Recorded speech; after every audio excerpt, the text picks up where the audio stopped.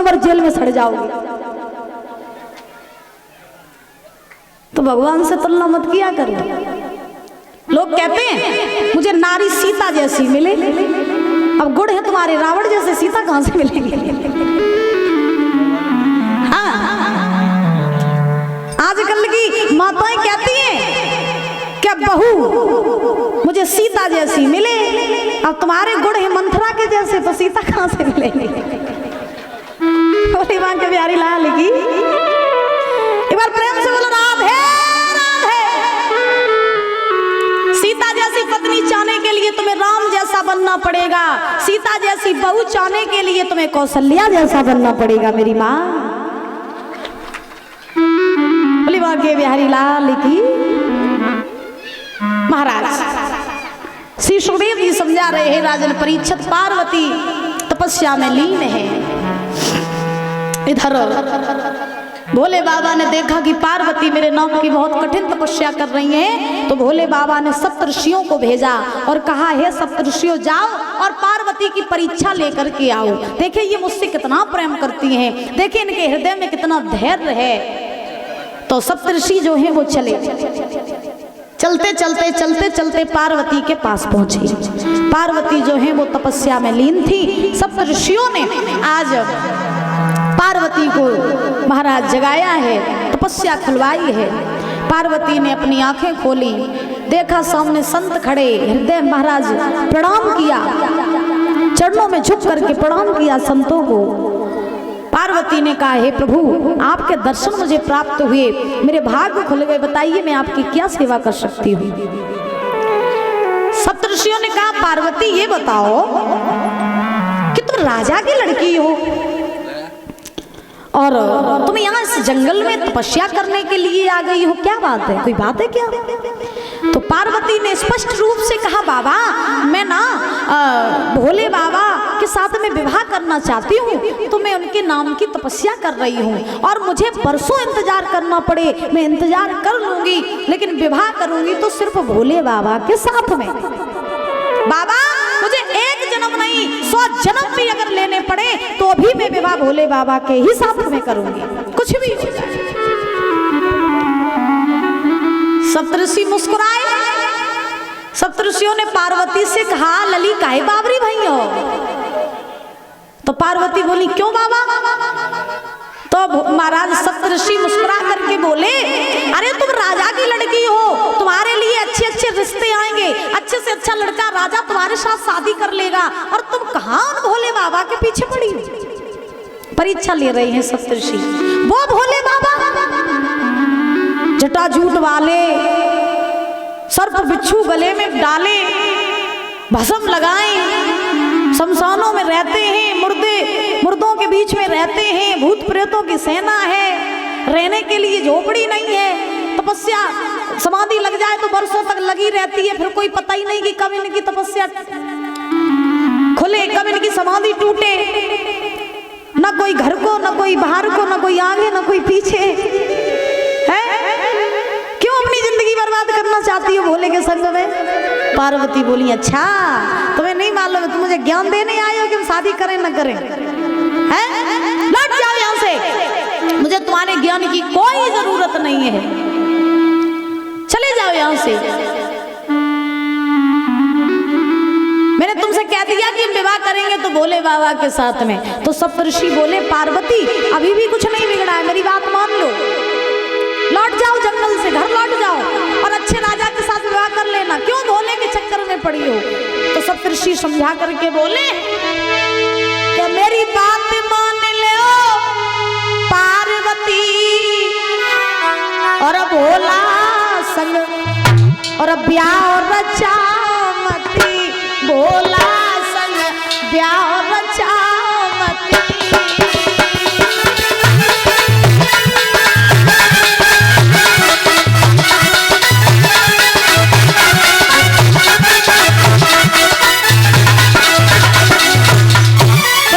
तुम्हें नहीं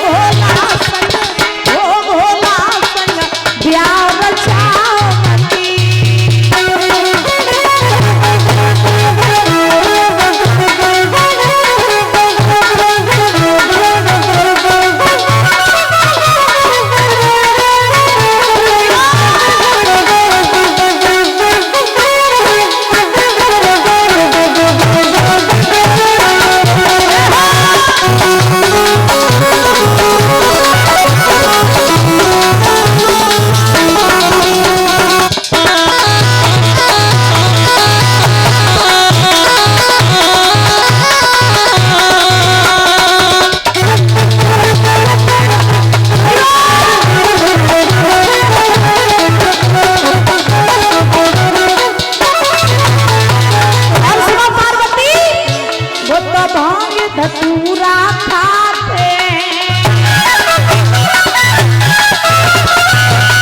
वो तो भांग धतूरा खाते और तुम्हें मालूम है तुम घुटत मर जा लली भोला संग ओ भोला संग ओ भोला संग प्यार चामती भोला संग प्यार चामती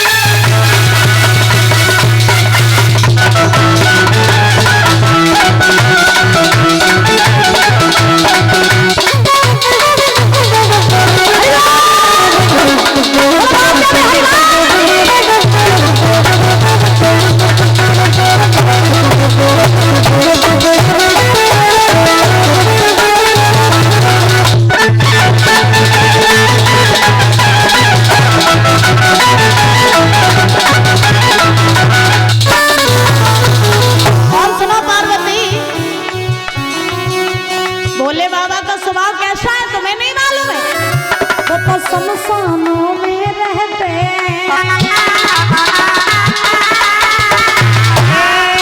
वो तो शमशानों में रहते भूतों के संग में रहते तुम डरती डरती मर जाओ लली भोला संग ओ भोला संग भोला संग प्यार चामती भोला संग प्यार चामती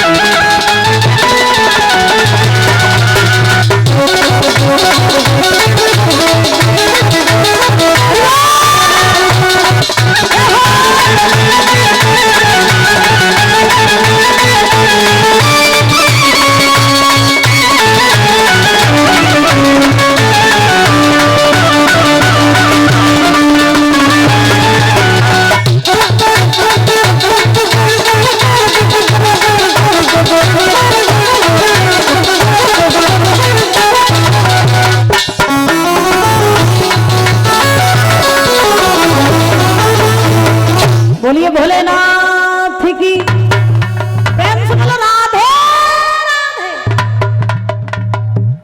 तो महाराज हाँ बैठ जाइए इनको ज्यादा ही भक्ति चढ़ गई है शायद। हाँ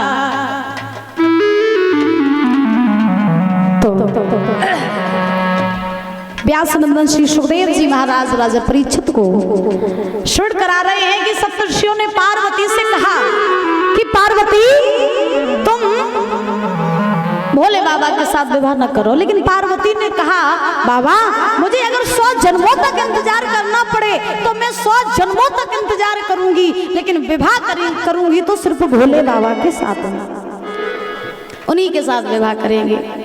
तो प्रेम बहुत बड़ी चीज होती है, धैर्य बहुत बड़ी चीज होती है। जिसने धैर्य कर लिया उसको संसार का हर सुख मिल गया, और जिसने धैर्य न कर पाया वो महाराज कभी कामयाब नहीं हो पाया। और प्रेम में धैर्य की आवश्यकता तो जरूर होती है महाराज। और आज के जमाने में जहां देखो वह महाराज प्रेम के नाम पर ढोंग चल रहा है। प्रेम के नाम पर जहां देखो वहां महाराज लोग सिर्फ और सिर्फ महाराज आपके तन से प्रेम कर रहे हैं। प्रेम के पीछे लोग सिर्फ और सिर्फ महाराज आपको अपना शिकार बना रहे हैं। प्रेम के पीछे सिर्फ लोग आपको यूज कर रहे हैं। तो पार्वती ने जब ये बात कही तो सप्तऋषि जो थे वो वहां से चले आए। उन्होंने भोले बाबा से कहा बाबा मैया जो है ना वो बहुत घोर तपस्या कर रही हैं, और वो उन्होंने ये भी बताया, उन्हें कितना भी इंतजार करना पड़े वो भोले बाबा आपके ही साथ प्रेम विवाह करेंगे, आप भी उनके साथ विवाह कर लीजिए। भोले बाबा ने कहा ठीक है विवाह कर लेंगे जब सही समय आएगा तब। धीरे धीरे समय बीता। महाराज अब पार्वती तपस्या में लीन है। इधर एक तारक नाम का राक्षस था, वो देवी देवताओं को बड़ा परेशान किए था। उस राक्षस को महाराज ये वरदान लगा था कि भोले बाबा की जो पहली संतान होगी वही उस राक्षस को मारेगी। तो दैत्यों का और देवताओं का हमेशा से बैर चला आया है। तो वो राक्षस जो था वो सभी देवी देवताओं को बड़ा परेशान किए था। देवी देवता सभी बड़ी चिंता में हैं। अब भोले बाबा तपस्या में लीन हैं। अब देवी देवता सोच रहे हैं कि भोले बाबा की तपस्या को कैसे खुलवाया जाए और कैसे भोले बाबा का विवाह करवाया जाए, तो सभी बड़े परेशान हैं। इधर कामदेव आए। कामदेव ने देवताओं से कहा कि आज तुम चिंता में क्यों हो। देवताओं ने कहा कि हम चाहते हैं कि भोले बाबा की कोई समाधि तोड़ दे और उनको शादी के लिए कोई मना ले। तो कामदेव ने कहा इस काम के लिए तो हम बहुत एक्सपर्ट हैं, हम जाएंगे और भोले बाबा की समाधि को तोड़ के हम आ जाएंगे। देवता बोले देख लेना कामदेव, भोले बाबा का क्रोध बहुत तगड़ा वाला है, हाँ क्रोध में आ गए तो फिर तुम नहीं संभलोगे। कामदेव बोले चिंता ना करो हम सब देख लेंगे। कामदेव चले, कैलाश पर्वत पर पहुंचे। कैलाश पर्वत पर जैसे ही पहुंचे तो भोले बाबा तपस्या में लीन है। कामदेव ने कैलाश पर्वत को बहुत सुंदर बना दिया। अब जब सुंदर बनाया काम भोले बाबा की तपस्या नहीं खुली। फिर क्या हुआ, कामदेव ने अप्सराओं को बुलाया, नृत्य करवाया, भोले बाबा की तपस्या नहीं खुली। कामदेव ने हर प्रयत्न हर जतन कर लिया, भोले बाबा की समाधि नहीं टूटी। उसके बाद कामदेव को थोड़ा सा क्रोध आया। कोई काम निरंतर करते जाओ काम होवे ना तो गुस्सा आती है। कामदेव ने धनुष निकाला, धनुष पर बाण चढ़ाया और जैसे ही बाण चढ़ाया तो महाराज भोले बाबा के सीने की तरफ निशाना साधा और जैसे ही निशाना साधा तो वो बाण जो था वो सीधा भोले बाबा के सीने में जाकर के लगा और जैसे ही वो बाण लगा तैसे ही भोले बाबा का तीसरा नेत्र खुल गया। जैसे ही तीसरा नेत्र खुला महाराज तीसरे नेत्र में से अग्नि निकली, दृष्टि पड़ी कामदेव की तरफ तो कामदेव जल के भस्म हो गए। बोली भोलेनाथ की। कामदेव है क्या, क्या है कामदेव?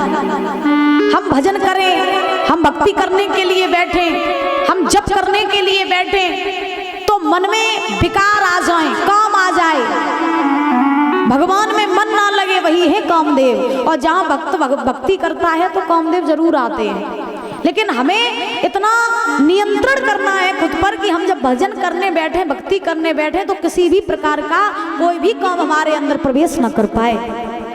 अब जैसे यहीं पे बहुत से लोग यहाँ बैठे होंगे तो 2 मिनट तो आपका मन लगा, मेरी बातें सुनी आपने ध्यान से, फिर 2 मिनट बाद आपका मन घर पहुंच गया, पता नहीं घर पे क्या हो रहा हो, कहीं बिल्ली दूध ना पी जाए। बहुत से लोग ऐसे होते महाराज, हमने देखा।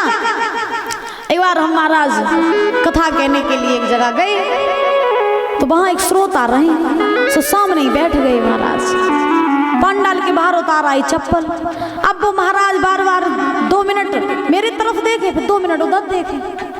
हमने कहा क्या बात है भैया, आपका ध्यान लग नहीं रहा? बोले महाराज जी चप्पल चली गई तो फिर पैदल ही पैदल जाना पड़ेगा, तो चप्पल को भी देखना है और आपको भी देखना है। तो बहुत से लोग ऐसे होते हैं महाराज जिनका 2 मिनट मन लगता है शास्त्री जी की बातों पे, 2 मिनट बाद महाराज मन गायब हो जाता है। कोई राधा रानी सरकार की।